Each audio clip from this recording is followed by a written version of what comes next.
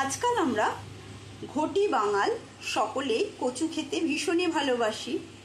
সেই জন্য তোমাদের সাথে আজকে আমি শেয়ার করলাম চিংড়ি মাছ দিয়ে মুঠি কচুর রেসিপিটা প্রথম থেকে শেষ পর্যন্ত দেখার অনুরোধ রইল। নমস্কার বন্ধুরা, হ্যাপি উইথ গোপা কিচেন কুকিংয়ে জানাই তোমাদের সকলকে স্বাগতম। আজকে আমি তোমাদের সাথে শেয়ার করব চিংড়ি মাছ দিয়ে মুঠি কচু বা ঘট কচু, যে যেটাই বলো সেই কচুর ডালনা। তাই মুঠি কচু বা ঘট কচুর ডালনা বানানোর জন্য এখানে আমি নিয়েছি কিছুটা চিংড়ি মাছ। চিংড়ি মাছটা লবণ আর হলুদ দিয়ে মাখিয়ে নিচ্ছি। কেটে নিয়েছি এখানে মুঠি কচু 500 গ্রাম মতো, আর নিয়েছি দুটো আলু, দুটোই ডুমো ডুমো করে কেটে নিয়েছি। 6-7টা কাঁচা লঙ্কা, ঝালটা নিজেদের পরিমাণ বুঝে ব্যবহার করবে। গ্যাসে একটা পাত্রে কিছুটা জল গরম বসিয়েছি। এই গরম জলের মধ্যে দিয়ে দেবো মুঠি কচুগুলো টুকরো করে কেটে নেওয়া। কচু জাতীয় জিনিস সবসময় একটু গরম জলে ভাপ দিয়ে নেওয়াই ভালো। আর দিয়ে দেব এর মধ্যে পরিমাণ মতো লবণ, দিয়ে দিচ্ছি কিছুটা ভিনিগার। এখানে 2 চামচ মতো ভিনিগার দিয়েছি। এটা পুরনো বন্ধুরা অনেকেই জানো বা অনেকেই জানো না, তবে নতুন বন্ধুদের জন্য এই টিপসটা দিলাম। যখন কোনো কচু সেদ্ধ করবে তখন কচুর মধ্যে ভিনিগার বা লেবুর রস দিলে কচুতে, যখন অনেক কচুতে গলা চুলকোয়, সে গলা চুলকোনোটা আর হবে না। তবে সব কচুতেই গলা চুলকোয় না, অনেক সময় অনেক কচুতে একটু গলা চুলকোনোর থাকে। সেই জন্য এই টিপসটা আমি দিয়ে দিলাম। এবারে একটু নেড়েচেড়ে নিয়ে কিছুক্ষণের জন্য ঢাকাটা বন্ধ করে দিলাম। 5 মিনিট মতন কচুটা ভাপ দিয়ে নিয়েছি। এবারে কচুটা নামিয়ে নেব। নামিয়ে জলটা ঝরিয়ে নেব। কড়াইয়ের মধ্যে দিয়ে দিচ্ছি সর্ষের তেল। রান্নাটা সম্পূর্ণ সর্ষের তেলেই করব। সবসময় কচু সর্ষের তেলে রান্না করলে কচুর স্বাদ বেশ ভালো লাগে বা স্বাদটা বাড়ে। সর্ষের তেলটা গরম হয়ে গেছে। এবার এই তেলের মধ্যে দিয়ে দেবো কেটে রাখা আলুগুলো। দিয়ে দিচ্ছি লবণ। আলুগুলো ভেজে নেব। আলুটা ভাজা হতে হতে এখানে মিক্সিং জারের মধ্যে পেস্ট করে নেব। এখানে দুটো মাঝারি সাইজের পেঁয়াজ কুচি করে নিয়েছি। দেব 4 কোয়া রসুন আর কাঁচা লঙ্কা, সব একসঙ্গে পেস্ট করে নেব। আলুগুলো লাল লাল করে ভেজে নেওয়া হয়ে গেছে। এবারে তুলে নিচ্ছি একটা বাটির মধ্যে। এখন এই তেলের মধ্যে দিয়ে দেব সেদ্ধ করে নেওয়া মুঠি কচুগুলো। জলটা ঝরিয়ে নিয়েছি। কচুটা দিয়ে সামান্য লবণ দিয়ে দিচ্ছি। এবার কচুটাও একটু ভেজে নেব। কচুগুলো ভেজে নেওয়া হয়ে গেছে। এবার এগুলোও তুলে নেব। কচু একটু এরকম ভেজে নিলে খেতে বেশ ভালো লাগে। তোমরা চাইলে না ভেজেও করতে পারো, তাতেও কোনো অসুবিধা নেই। কচুগুলো সব তুলে নিয়েছি। এবারে ওই তেলের মধ্যেই দিয়ে দেবো চিংড়ি মাছগুলো। চিংড়ি মাছগুলো একটু হালকা করে ভেজে নেব, কারণ চিংড়ি মাছ বেশি কড়া করে ভাজতে নেই।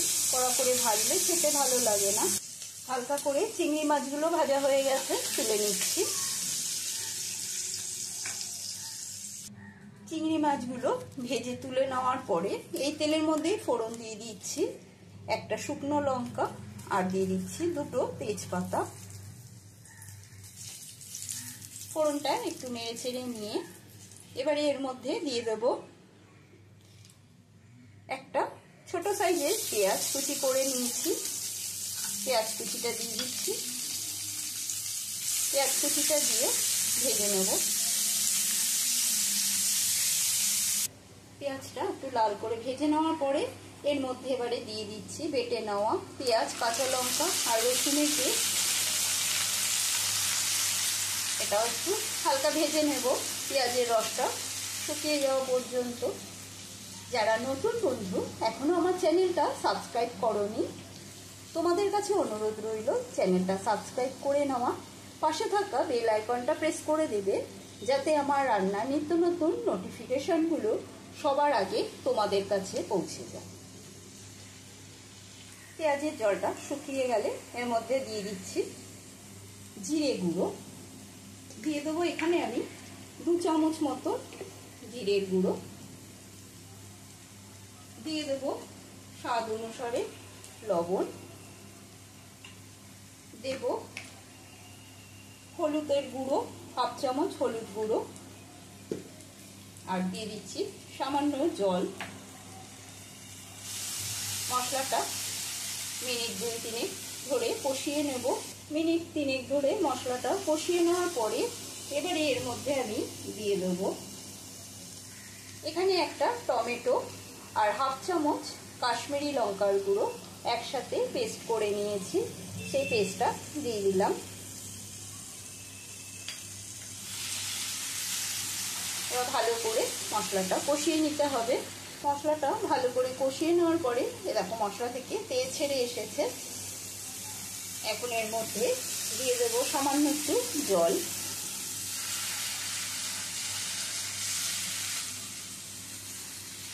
জলটা দিয়ে নেড়ে ছেড়ে নিয়ে এর মধ্যে এবারে দিয়ে দেবো ভেজে নেওয়া আলু আর কচুটা। আলু কচু দিয়েও ভালো করে মশলাটা কষিয়ে নিতে হবে আরও কিছুক্ষণ।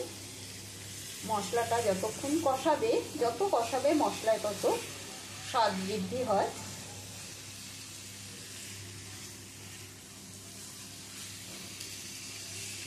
এরকমভাবে কষিয়ে কষিয়ে রান্না করতে হবে। গ্যাসের স্টিমটা লো টু মিডিয়ামে রেখে দিয়েছি। গরম ভাতের সাথে এমনকি রুটির সাথেও এই রান্নাটা দারুণ লাগে।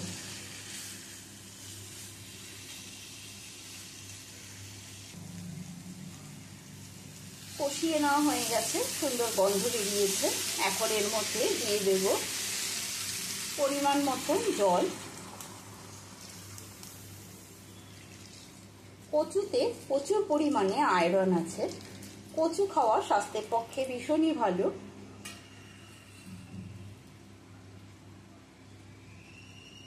এবারে 5 মিনিটের জন্য ঢাকাটা বন্ধ করে দিলাম। গ্যাসের স্টিমটা লো টু মিডিয়ামে রেখে দিই। ঝোলটা ফুটে উঠেছে, ঢাকাটা এবারে তুলে নিচ্ছি। এবারে এর মধ্যে দিয়ে দিচ্ছি ভেজে নেওয়া চিংড়ি মাছগুলো। চিংড়ি মাছগুলো দিয়ে আরো কিছুক্ষণ ফুটিয়ে নেব। নেড়ে ছেড়ে নিয়ে এর মধ্যে এবারে দিয়ে দেব সামান্য চিনি। এখানে আমি ব্রাউন সুগার দিচ্ছি। এটা তোমাদের পছন্দ হলে দেবে, দিতে ইচ্ছে না করলেও কোনো অসুবিধা নেই। ভালো করে মিশিয়ে নিয়ে এবারে দিয়ে দেবো 1/2 চামচ গরম মশলার গুঁড়ো, আর দিয়ে দিচ্ছি 1/2 চামচ মতো ঘি। গরম মশলা দিয়ে ঢাকাটা বন্ধ করে দেবো, একটু স্ট্যান্ডিং টাইমে রেখে দেব, আর গ্যাসটা বন্ধ করে দিচ্ছি। আজকের মতো চিংড়ি মাছ দিয়ে মুঠি কচুর ডালনা রেসিপিটা কমপ্লিট। আশা করি রেসিপিটা তোমাদের ভালো লেগেছে। ভালো লাগলে লাইক দিয়ে দেবে, কমেন্ট করে আমাকে অনেকেই জানাবে যে তোমরা কে কীরকম ধরনের কচুর রেসিপি দেখতে চাও। আমি সেই রকমের কচুর রেসিপি তোমাদের সাথে শেয়ার করব। আজকের মতন এইটুকু, আবারও অন্য কোনো রেসিপি নিয়ে হাজির হব। সুস্থ থাকবে, ভালো থাকবে, ধন্যবাদ।